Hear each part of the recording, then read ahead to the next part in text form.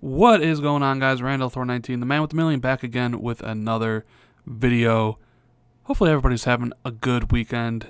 Mine started off pretty good. I finished off Ghost Recon Wildlands yesterday, got 1,000 out of 1,000, put 50 hours into it.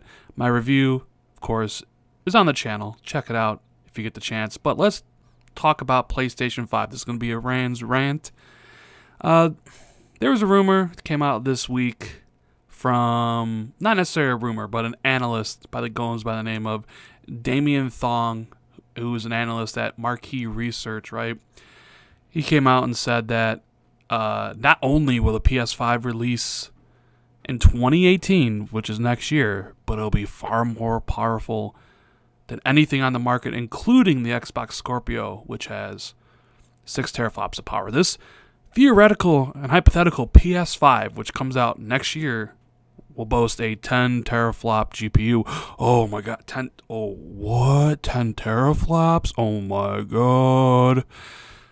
Crazy, right? I mean, who would have thought a system coming out later than the Scorpio would be more powerful than it? But it's not necessarily what I want to talk about in the video. It's about the feasibility that this could even be true. Now, I guess this guy has been good with predictions in the past, especially with the PS4 Pro and the PS4 Slim.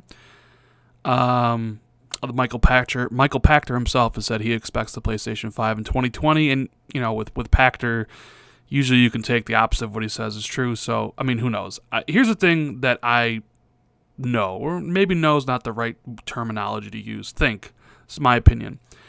I think there's absolutely no way PlayStation 5 comes out in 2018 at all. Period. End of story. And the reasons are many. For starters, the PlayStation 4 is kicking ass right now. They don't need to release the successor to the PlayStation 4 right now. They literally just released a new hardware, $400 in the PlayStation Pro.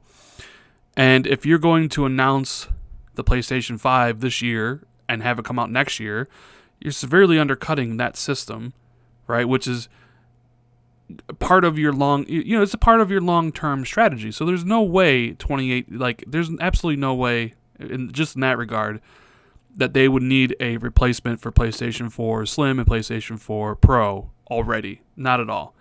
I see people saying that, a lot of the PlayStation fanboys are all getting giddy with excitement and be like, yes, this will destroy Scorpio. Sony's doing this to, put a rain cloud on Scorpio and Microsoft. Nah, Sony's not doing that because of that.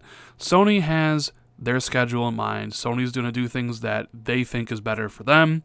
They're not going to prematurely announce a PlayStation 5 because suddenly Xbox is renouncing the Scorpio.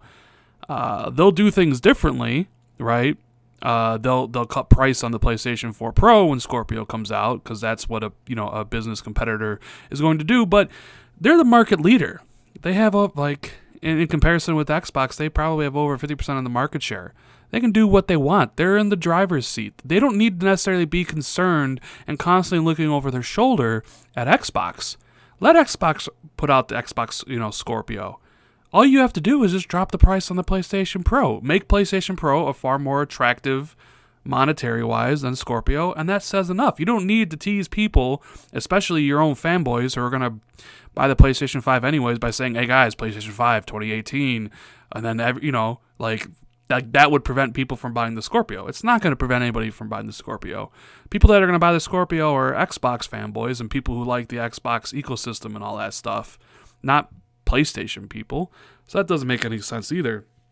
And then you look at the current cycle. I mean, we have PlayStation 4 launched in 2013, PlayStation 4 Pro launched in 2016. You got 3 years there, right? So you'd figure PlayStation 5 2019, if that holds, which is 2 years away. Although I here's the thing. I used to think PlayStation 5 would come out in 2019. Because like I said, 3 year. That would be a 6-year cycle for the PlayStation 4. Obviously, the PlayStation 4 would still sell because most likely, just like with the Scorpio, All your PlayStation games will be backwards compatible on PlayStation 5 because they're running the x86 architecture. So you could sell the PlayStation 5 at $400, and in 2019 the PlayStation 4 probably would be around $250, which would make the PlayStation 4 Slim probably around $150. I'm not even sure, but you have the multiple tiered prices. You would have a price point. You'd have the PlayStation 5 for the ultra hardcore, the people who need the new stuff. You'd have the PlayStation 4 Pro getting down in price enough where it might attract the semi-casuals, the people who are like looking for an upgrade but don't want a PS5 yet. And then you'd have the PlayStation 4 Slim at a $199 or less price point, targeting the really, really price conscious consumer. And that's assuming 2019. It could be 2020 because there's one thing that comes to mind when I'm thinking about these things is the 25th anniversary for PlayStation is coming up. 25 years. And that is happening in 2020.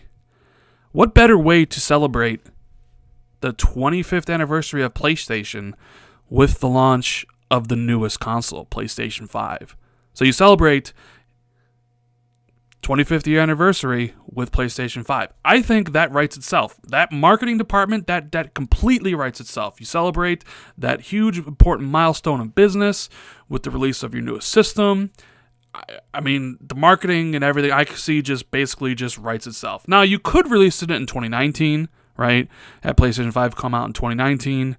And then in 2020, you celebrate the 25th anniversary of PlayStation 5 with like custom consoles like they did with the 20th anniversary. I could see both of those working. And as far as like Microsoft goes, you already know both companies are planning the successors already. That's what businesses do. To R&D a console takes a lot of time. Now, I had heard that the Scorpio timeline, that it started basically in 2014. So 3 years before it essentially comes out.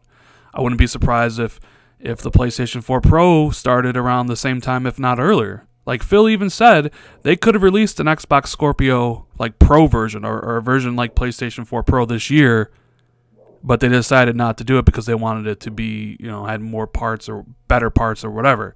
So it could have been done. Now, the other thing is, whenever PlayStation 5 does come out, and I'm going to go with 2020 on this one, because number one, PlayStation doesn't need to be replaced just yet. The sales are still fucking amazing, so you don't need to replace it just yet.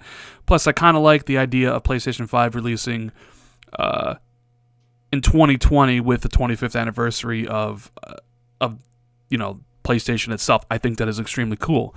However, whatever day they choose, whether it's 2019 or 2020, or hell, even on the off chance that it is 2018, which is not, the Xbox 2 or Xbox 720 or Xbox Infinity, whatever is the next Xbox beyond Scorpio, will release that same year. Because that Microsoft and Sony don't want to give up a year on this stuff. Scorpio and Pro, yeah, they're separated by year, but they're irritative. They're mid-gen consoles, upgrades. No matter what they say about Scorpio and what they say about Pro, it's just a mid-gen console cycle upgrade, right?